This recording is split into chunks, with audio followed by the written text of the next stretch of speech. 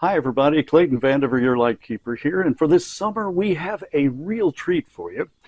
Lightkeeper's Podcast Shorts. No, that's not a new clothing line. What it is short versions of some of our most popular episodes that we keep getting requests to show you again. So we've cut them down, made them all less than 10 minutes long. And here you go with part one of the Lightkeeper's Podcast Shorts. Welcome to the Lightkeepers Podcast. I'm Clayton Vandiver, your Lightkeeper, with the show dedicated to everyone who wants to get the most quality out of life that they can. My co-host, as always, Charlene, our very own tame licensed clinical social worker, certified in the state of Florida. We invite you to join the conversation this week, which is about professional versus amateur support. Just who is that person and what qualifies them to help me? And so much more on this edition of the Lightkeepers Podcast.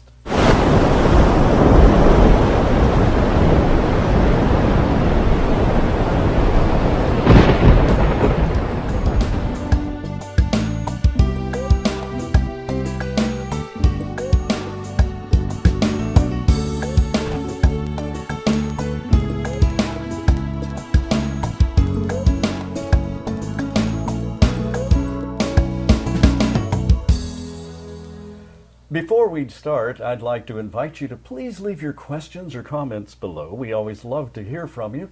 Questions this week will be answered during our next show that appears online every Wednesday evening at 7 p.m. Eastern.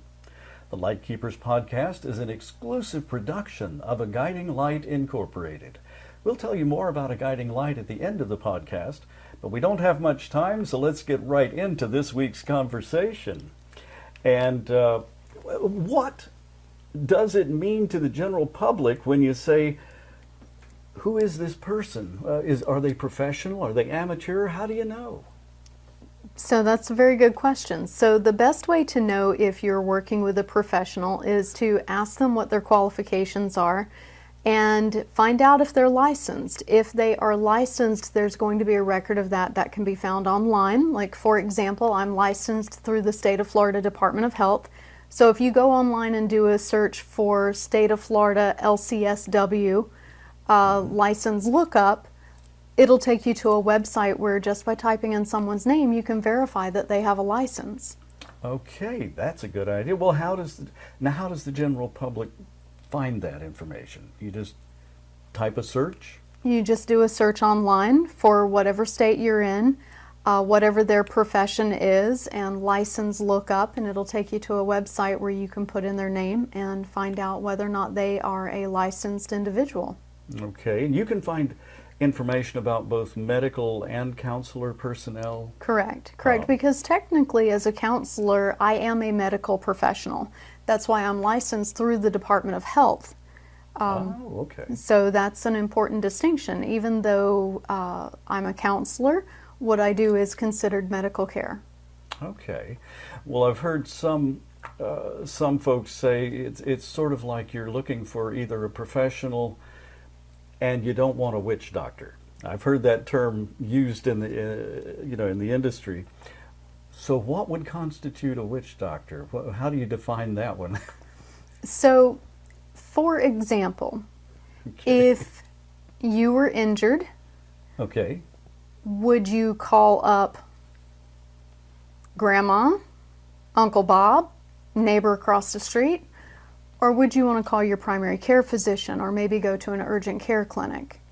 An amateur is someone who works based off of their personal experience. A witch doctor. Okay. When you are in need of support, therapeutic support, you want someone who has been clinically trained and they've been through the classwork, they've been through the testing, and they have been approved to be safe to provide that care. I say this all the time when people ask me, hey, I've got a camcorder, I've got a camera on my telephone, why can't I just shoot my own professional videos? And the people who sell camcorders and cell phones sort of throw that word professional around a lot because they think, If we say that, then we can charge more for it, or they'll think they can do more than they really can. But, when they make a Hollywood film, they spend many, many millions of dollars, and they use cameras that cost as much as some very luxurious cars. And don't you think they'd use cheaper stuff if they could get away with it? And if they didn't need it, don't you think they'd stay out of film school for, anywhere from 5 to 7 years? Mm-hmm. Hey, maybe we know something that the average guy on the street doesn't about making films and movies.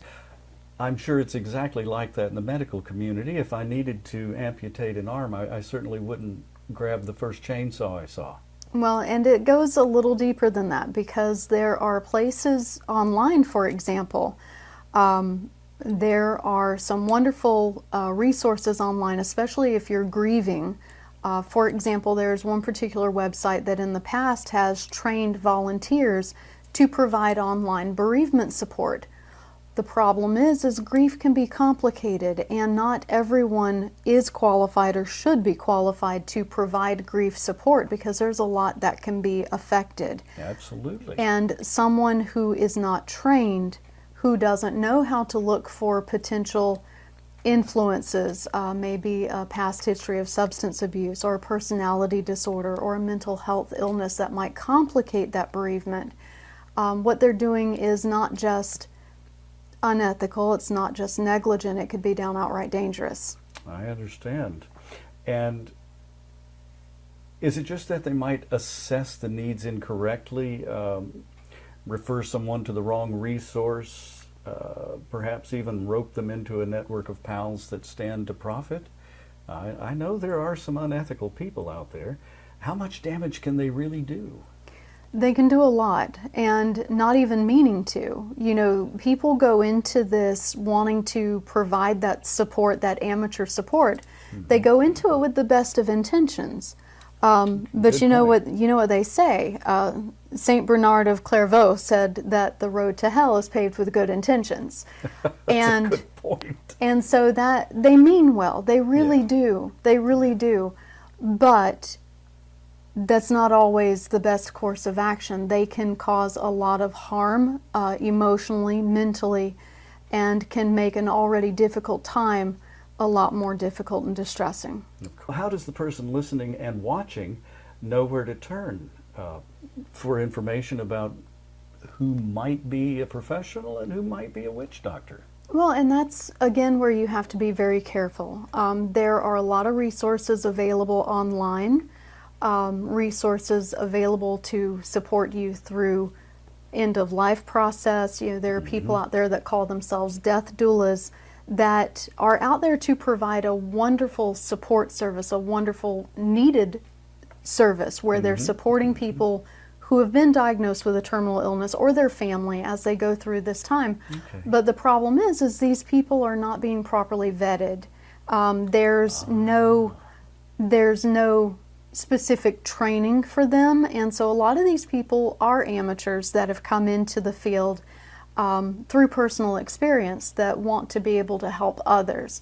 And if you're someone who is like that wants to provide that support, I applaud that, and I encourage you to volunteer with your local hospices or hospitals. That's a wonderful outlet for you. But if this is something that you want to do for a living full-time, go to school, get trained how to do it. That way you're not putting others at risk of injury, mental or physical, and you're not putting yourself in danger of litigation, because in some states it's actually illegal to provide therapeutic support without a license. Well, it's always good to be willing to talk about quality of life, because every single one of us will face some of these issues someday. Either not prepared at all or very well prepared indeed. From joining us here on the Lightkeepers Podcast each and every Wednesday evening at 7 p.m. Eastern. The Lightkeepers Podcast is an exclusive production of Vanimation Studios and is brought to you by A Guiding Light, a 501c3 nonprofit organization dedicated to education and information that allows informed preparation for living the very best life possible. Visit the website at aguidinglight.org or make a tax-deductible contribution that helps others find the information and resources they need. You can send your check to the address that's right below me right now. We're so grateful for your support and sincerely hope you'll join the conversation in coming weeks. Add your questions and comments below. Speaking of that, hit the like and subscribe buttons. It is free. And turn on that notify bell so you'll catch every single episode.